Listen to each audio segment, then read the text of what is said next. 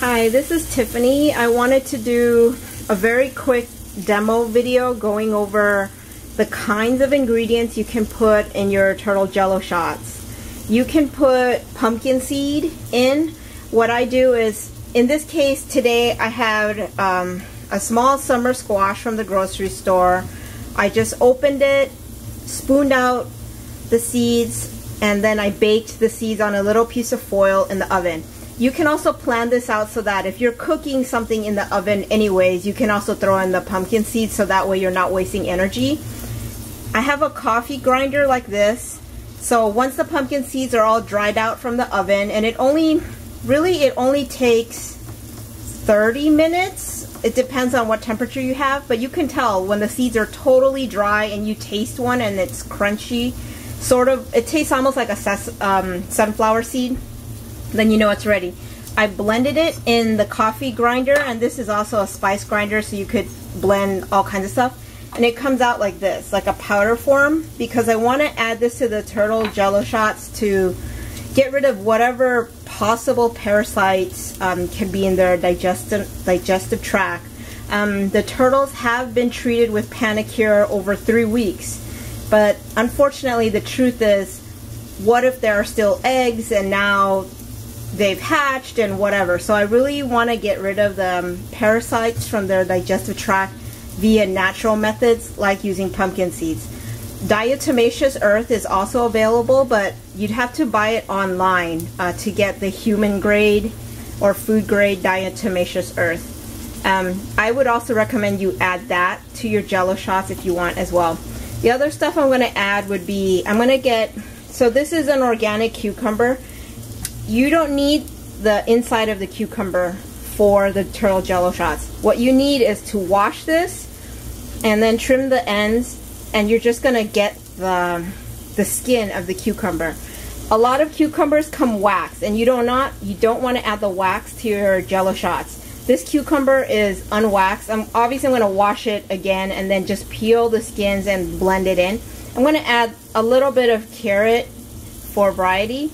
Today there was dino kale, so I'm going to wash this and add it to the jello shots too.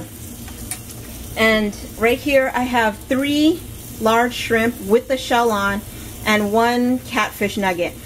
Just a warning about these protein items. Almost all the shrimp that we eat are raised on farms in Asia. And if they're raised on farms in Asia, they contain a lot of antibiotics, which is not good for people and animals. So if you can get shrimp that was wild caught in the United States or Canada, then that's going to be better than farmed shrimp. Another thing is, a lot of the shrimp and catfish, whatever, come frozen. So when you're feeding frozen seafood to turtles, there's going to be issues with thiamine and all that. You can read that all on Google. So you have to try to keep it to a minimum. If you can get fresh fish, fresh shrimp, then do that. I wanted to add that the value of shrimp is the shell. Don't peel it and throw the shell away. The shell contains chitin, C-H-I-T-I-N, and chitin, or the shell part, contains a lot of interesting minerals and calcium. So whenever you see a bag of shrimp in the grocery store that's been pre-peeled and all the shells are gone, those factories actually sell the shrimp shell to make other industrial products because the shells contain so much calcium. Okay, so nothing is thrown away in the factory farming business at all. I mean, if people and scientists in those factories know the value of the shrimp shell, then, you know, who knows what they're using it for. They could be using it for all kinds of things. But your turtle, when in the wild, they would eat the whole shrimp, freshwater shrimp, or whatever crustacean in their native habitat. So you're gonna blend all of this in with the jello shots. I know some people like to give their shrimp whole, but remember, shrimp come with really sharp tail part. If you have a juvenile or baby, obviously if you give this to them, it's very dangerous. What I do is I just like to blend it in with the jello shot so everything is pulverized and there's no hazard. So to boil the seafood, this is not all for the turtles. I like put it aside and whatever, I can use it for my own cooking. This is the broth from the shrimp and the catfish. I'm saving the broth and I'm going to use it to dissolve the agar-agar, which is what I use to make, to bind the entire paste. And here's an energy efficient way of cooking. So this is a bamboo steamer. You can get this at any Asian supermarket and it's $3 or $4. It's so cheap and it's a really easy way to cook. You can boil eggs or boil vegetables for yourself in the bottom pot in the water. Today I'm boiling an egg because I want to add 1 egg to this whole mixture. In the top section, again, not everything in here is going into the mixture. Some of it I'm going to eat. You see the pumpkin, and I have some sweet potato. The pumpkin, I'm steaming it with the peel because the nutrition is in the peel. But again, you need to get organic because if it's not organic, even if you wash it, whatever, there's going to be traces of pesticides in, and your turtles, they're probably more sensitive than humans are to pesticides and chemicals and all of that. So more in a bit. I loaded up the blender and I decided to add 4 big leaves of kale. And the way you take it apart is you can rip off the green leafy part from the stem. You don't really need the stem. So in here I also added 1 whole eggshell. The egg is from free-range, cage-free chickens. I have tiny bit of cuttlefish bone, but remember also in here I added the whole shrimp with the shell. In fact, if you can get the shrimp with the head on, that's even better. Okay, I just added only 3 wedges of soft potato and just 2 slivers of the pumpkin, and I will be blending it. While I'm gonna blend this, I'm gonna stop and then stir, stop and then stir, so that it turns into a mash. While I'm doing that, the broth is heating up again, and I'm going to put in the agar-agar, let it dissolve, and then once it's completely dissolved and it's sort of cool, I don't want it boiling hot, I will throw it back into the blender and blend it until smooth. I use a really shallow casserole dish. I don't have the little ice cube molds. This works really well. If you did everything right in terms of the agar-agar ratio to the food, this will set pretty quickly, probably 2 hours or even less than that. You can cut it, you know, portion it for the week into wedges, and they come out to be like little cubes, sort of tender to the touch, and then the rest of it you can cut, portion, and you can put in the freezer. So when you're making your own food, keep in mind that you don't have an industrial method of stabilizing all these wonderful vitamins. So when I make this, I know that, oh, tomorrow or, you know, later in the evening is their actual day when they're going to get their food. If you make this too far in advance, like 3 or 4 days like in advance before they even have their first serving, they're not going to get as many nutrients. Freezing will help lock in the vitamins, but you know, it's not at 100%. Freezing helps, but you know, it's not the same as fresh or feeding it to them in the evening, you know, which means that it was prepared the same day. Okay, I'm gonna stop right here to show you something else that I add to my turtle jello shots. This is, by the way, the consistency. So what I do is I blend, I add some of the agar-agar that's dissolved in the fish broth, I blend, I stop and go until it's like almost like baby food, but I need to blend it a little bit more because I can see big pieces of the eggshell still. So this is nori. This is a seaweed sheet that they use to make sushi. But you don't want the seaweed sheet that has salt or MSG or any crazy flavors. You just want nori with no salt. This was really cheap. It was $3 for all of this. It's a huge stack. The only ingredient is seaweed, and I tasted it. There's nothing in there at all. There's no, It doesn't even taste salty, even though it's from the ocean. But the advantage is nori contains a lot of really good minerals in there. Your turtles will really benefit from it. If you keep fish of any kind, you will see that in pet stores they like to sell, oh, here's a sheet of seaweed, all of that. It's good for your fish, for their digestive system, all that. And it's way more expensive in Petco for a tiny packet. If you get food grade for humans, no salt, no MSG, no flavoring, it's even better. So what I do is I bring out a sheet, I fold it up, and then I cut it into little strips, and then I just let it blend. I wanted to discuss one ingredient that you can add to turtle jello shots.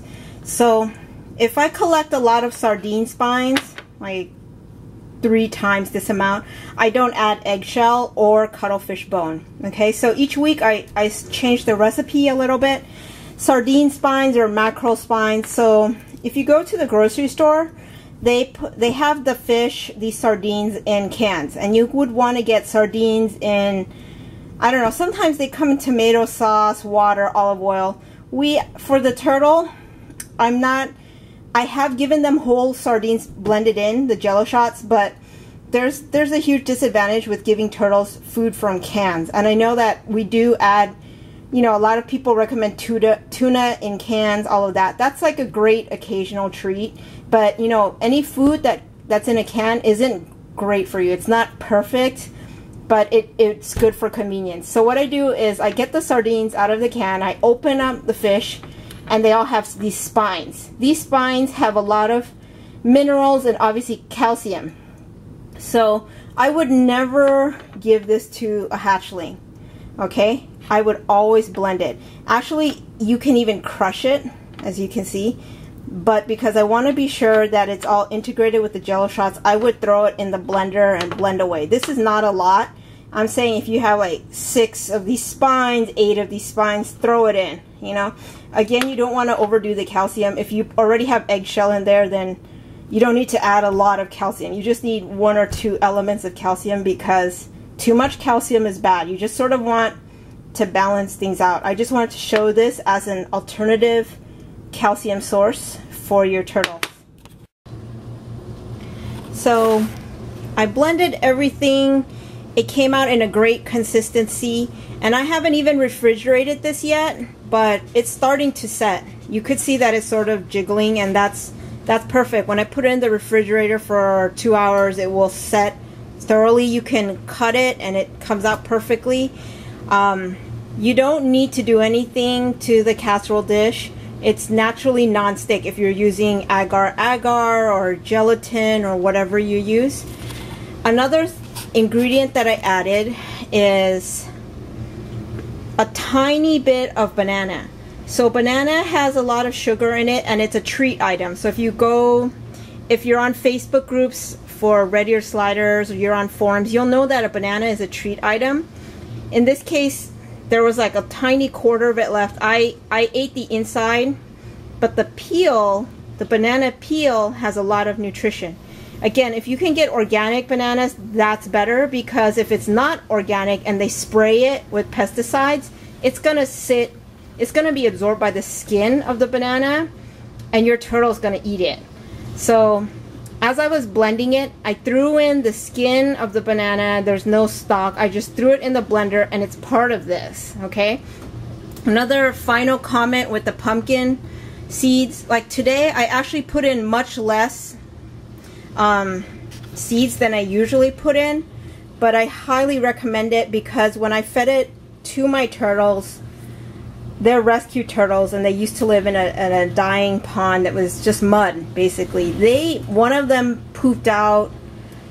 Clearly it was tapeworm. You know, if you go on Google, you can see how tapeworm looks like. You can see how it's a long, there was also another worm that was long, tubular, and the little mouth had a little hook on it, but all of that came out in the poop. So I knew that somehow the pumpkin seeds, diatomaceous earth, all of that helps. And today I really wish I had diatomaceous earth to add in here, but diatomaceous earth is actually pretty expensive. They look like vitamin bottles, or you can buy them by the bag on Amazon. Another comment is, if you notice, I did not use pellets in here because there's a lot of protein in here. There was shrimp, there was catfish. That's a lot of protein in here already.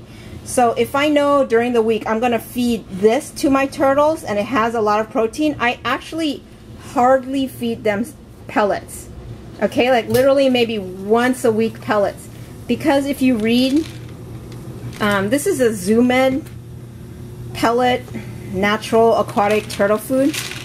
If you read the ingredients, there's a lot of protein in here, and I'm not trying to slam Zoom Ed or anything, but unfortunately their first ingredient is soybean meal, which isn't something that turtles should eat. The second ingredient is wheat flour, and then the third ingredient is fish meal. So the first two ingredients, I really don't like it. The third ingredient is what they should eat, like fish meal, and then they add, you know, vitamins that they've stabilized. This is, you know, all pellets are convenient, but everybody says Missouri is good. Missouri is good. I like Missouri and Reptomin, but you know, if I have to buy a lot of this for many, many turtles, I have to be careful with what I'm spending. I use this sparingly. So, and if you remember, I put in kale. So during the week, the turtles, in terms of the vegetables that they will graze on in the morning, like throughout the whole day, I will not give them kale during the week. So during the week, I will give them red leaf lettuce because I know there's a lot of kale in here. I don't want to give them the same vegetables. I want to give them 1 or 2, 3 different kinds of leafy greens that they can graze on. If you have access to water hyacinths, that is the best stuff. Water hyacinths and anacris. If you buy anacris from a pet store, it's $4 for 6 branches, and it's incredibly expensive. So I would say get water hyacinths and your turtle will learn to eat them. Okay, so this is it, all done.